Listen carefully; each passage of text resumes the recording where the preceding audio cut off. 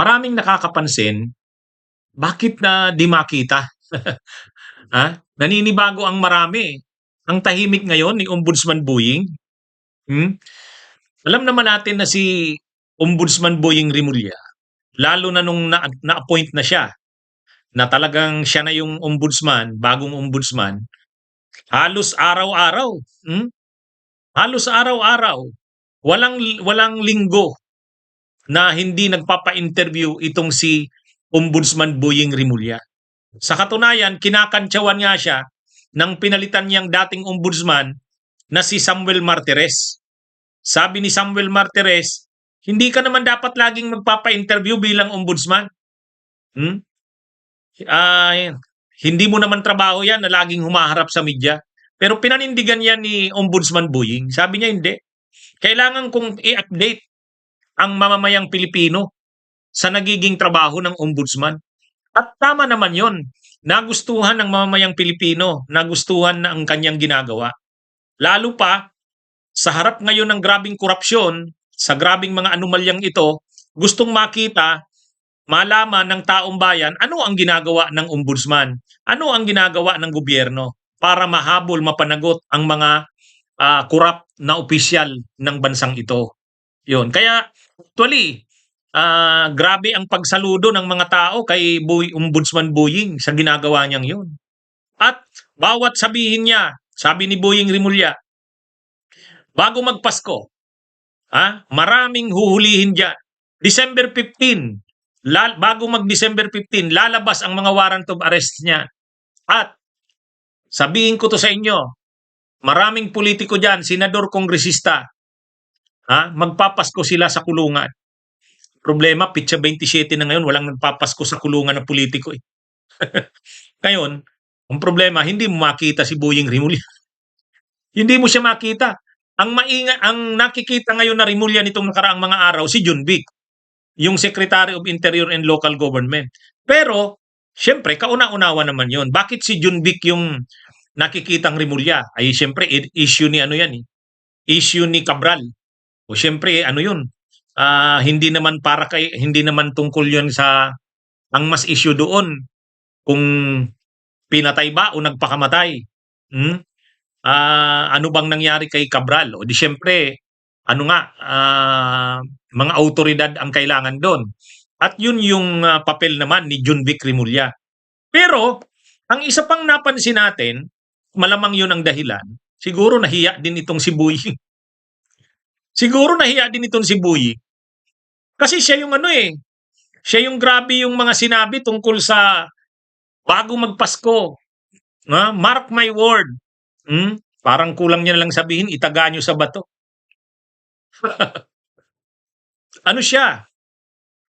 Kampanting-kampante siya, kumpiyansang-kumpiyansa siya na maglalabas ang mga arrest warrant at maaaresto ang mga politiko. Actually, sinabi niya nga, mga minimum 2 senador. Di ba? Ganon yung pagkakasabi niya. Minimum. Mga ganon yan magsalita si Boying. Ano to? Tandaan nyo. Bago mag-December 15. On or before December 15, lalabas ang warrant of arrest sa kanila. Tandaan nyo yan. Ang problema, nung malapit na yung December 15, wala na si Boying.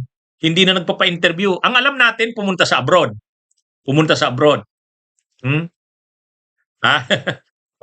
Kaya lang, wala na. Alangan namang hindi pa nakakabalik hanggang ngayon. Alangan mang hindi pa nakakabalik yun. Ang tagal niya na nag-abroad. Hinahanap na ngayon ng taong bayan. Nasaan yung sinasabing magpapasko sa kulungan? Sa totoo lang, naunawaan din natin si Ombudsman Boying. Hindi naman ganun kadali yun. Hindi naman ganun kadali. Kaya lang, siya na rin kasi ang nagsabi. Siya na rin kasi ang nagsabi. At ano yan? Bumibilib sa kanya ang tao. Bakit? Pag si Boying Rimulya. Ano yan? Seryoso yan. Ay di ba siya nga yung yung pag-aresto kay Duterte, pinapanindigan niya yun. Tapos itong warrant of arrest kay Bato, pinapanindigan niya yan. Makikita mo kay Boying yung kumbaga, kung si PBBM ay mabait, malambot, Nakikita nila kay Boying Rimulya yung ano eh, sa gobyernong ito, sa administrasyong ito yung may tipang. Hmm? Kaya ano eh, saludo sa kanya ang mamamayang Pilipino. Saludo. Kaya lang, biglang na-frustrate nitong linggong ito. Oh, wala man lang marinig na sa kanya. Oh, anyway, baka naman babawi sa bagong taon. Baka naman babawi mga kabunyog sa bagong taon. Ha? Anyway, ha? Kaya lang, ang totoo, nung malapit na yung December 15, hinahanap na. O bakit wala pa ring warrant of arrest?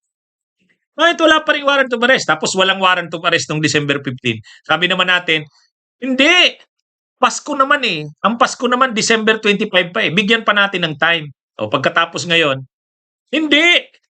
Hanggang naman January, ano pa rin yan eh. Sa Pilipinas, Pasko pa rin yan. Pero wala. Mukhang ano eh.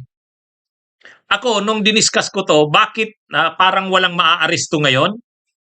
Ang paliwanag ko dyan, hindi naisip ni Boying Rimulya na ang December ay budget ang pinag-uusapan. Kailangan ni PBBM ang suporta ng mga senador. Kailangan ni PBBM ang suporta ng mga kongresista. Hindi mo pwedeng pagsabayin, aarestuhin mo yung mga senador, aarestuhin mo yung mga kongresista, tapos gusto mong ilusot ang budget. Yan yung ano, yan yung yan yung hindi siguro nakita ni Boying. Yan yung hindi niya nakita, 'di ba? Mga kabunyog, mga kababayan. Ngayon, ang pinagkakaabalahan ng Kongreso, budget. Aarestuhin mo yung mga senador. Gusto mong suportahan nila yung budget, pero aarestuhin mo yung ilan sa kanila, hindi. Mahirap yan. Papalusutin muna ang budget. Pagkatapos niyan, saka yan aarestuhin. Yun siguro ang hindi nakita. Sa tingin ko lang ni Boying, Sa tingin ko lang. Kaya lang, nahihiya din siguro si Boying na humarap sa tao, saka sa media. Kasi siya yung mukha ng ano eh. Actually, mas siya pa nga yung mukha ng anti-corruption eh. Mas hindi pa nga si PBBM, mas hindi pa nga yung ICI, siya eh. At okay naman yun. Okay naman yun kasi naghahanap talaga ang tao ng matapang na magiging poster boy ng laban sa korupsyon. Kaya lang nakaka-frustrate na walang nangyari. Ngayon, pabagsak ang rating ni PBBM. Malaki ang magiging papel diyan ni Boying Rimulya. Malaki ang magiging papel niya diyan. Kasi anuman ang gawin ni Boying Rimulya, para kay PBBM yan. Kahit sabihin mong hindi naman part ng executive ang ombudsman, pero gobyerno pa rin yan. Ang ombudsman ay bahagi ng gobyerno. Ang gustong makita ng tao, ano na ang ginagawa ng gobyernong ito dito sa mga korap na ito. So kung ngayon lumabas yung survey na negative 3 si PBBM, maraming hahabulin ngayong 2026. At sino ang may malaking responsibilidad dyan? Si Boying Rimulya. Siya ang magsasampa ng mga kaso eh. Ombudsman.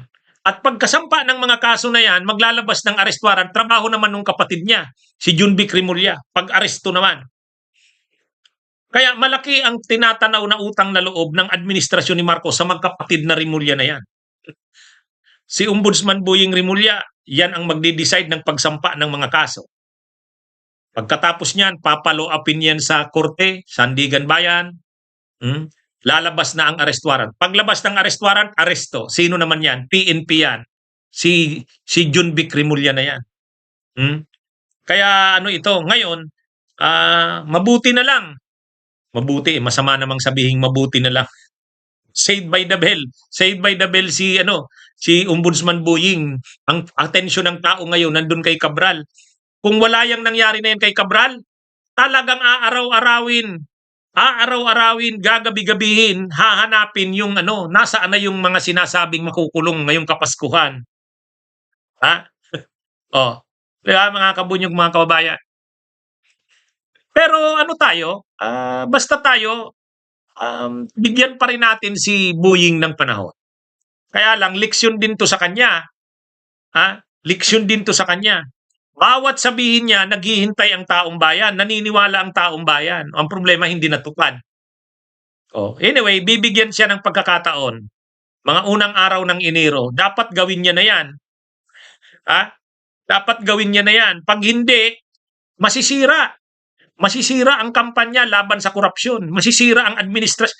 Ano na nga si PBBM eh, negative 3 na eh. Oh, negative 3 na. Yung ICI, hindi na daw ICI, ICU na eh. Ha? Kaya ano ito? Hindi. Tama ka ding brogada. Si PBBM ang nagsabing hindi magiging merry ang Christmas ng mga politiko. Pero kumukuha lang naman ng cue si PBBM kay Boying. Si Boying Rimulya, pag nagsabi si Boying Rimulya, ay, ano yan, maniniwala si PBBM dyan. Oh, kaya lang ang problema, pumalpak eh. Pumalpak. Bakit pumalpak? Ay, hindi naman lahat kontrolado ni Boying Rimulya. Hindi niya naman kontrolado yan. Unang-una, aarestuhin mo ba ang mga senador ngayong panahon na kailangan mo ang vote? Magbubutuhan pa lang ang mga senador sa December 29 tungkol sa budget. Pag inaresto mo yung mga senador na yan, magugulo, madidistract yan. Ang kailangan ngayon ni PBBM, ang priority niya, budget. Itong mga politikong ito, ang pinagkakaabala nila ngayong budget. Ha? Oh. Anyway, mga kabunyog, mga kababayan, ang nakakapanibago, yung dating yung dating laging nagsasalita na si Boying Rimulya. Yung matapang na si Boying Rimulya. Ha? Hinahanap ng tao ngayon. Nasaan na ba si Boying? Bakit hindi nagsasalita? Oh, hinahanap na ngayon ng taong bayan. Nasaan yung mga politikong magpapasko sa kulungan? Bunyog, bunyog, halikan na kasama ka. Bunyog, kapag buklod ay may pag-asa. Luzon, Visayas, Mindanao, isa ang pananaw. Sa bagong Pilipinas ang bunyog isisigaw.